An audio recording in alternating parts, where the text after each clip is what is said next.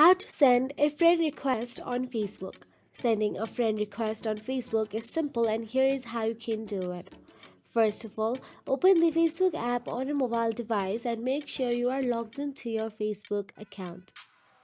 Now, once inside the Facebook, you can see search address bar at the top right corner of your screen.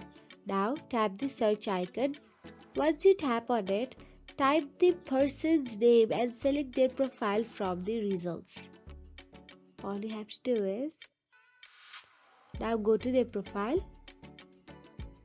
On their profile, tap the Add Friend button. If the button says Follow instead of Add Friend, their settings might restrict friend request. Tap on the Add Friend, and that is it.